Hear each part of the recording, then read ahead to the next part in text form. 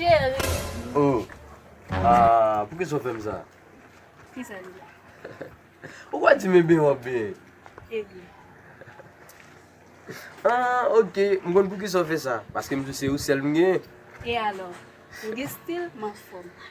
Ok, vayon. Nou pa ben yon tout ba sa. Ou konen mdjou, mpre pou mmet tet mwen en quarantaine pou lot fè pa. Mèm jen mwen fè foto. M'espérez pas en faux promesse. Bon, an nou vè lè, adade.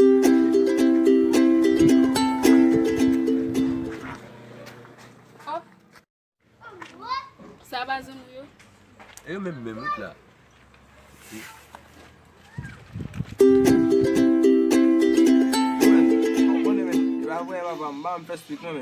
Ou pa fè mwen fè mwen, mèm kote nou mwen fè mwen. A ki bon mèm kote? On lè kon sa lèm chita lò pasi, wè mwen vin pasi mwen. Fout dou mèm kote a vin ba yo. Sou gen so le fout la. Nan fout mèm kote nou. Ou konem? Ou konem? Mwen kono sorry. Wap di sa? Ou ka bon kou? Ok.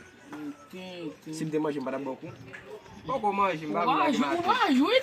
Mba jwen. Ou pa yo fout jwen ou pa jwen nan moun ou rete ou pa fout jwen. Ale soson kapi na pil fok ni abè. Get ou pa fòm ti fia kon sa. Ki fok sa? Fòm ou boason la? Ki boason. Get ou red ki yo, get ou red. Dito red. Ou fòm mèm. Wè ti Get sa? ou red. Itelman ekleri. Mkwen bien. Wapwe la vin la. Ou pa gade fòm di bro. La vin la, la bom la bo. Mwen ma fè men teje moun sa, ev tou fwa bo pa mwen.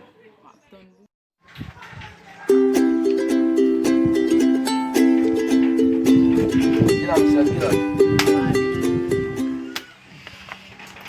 Ah, oui.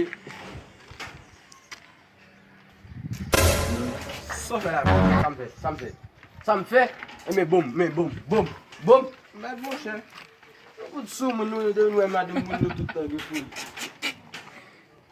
Oui, kaka, la fò bay bou.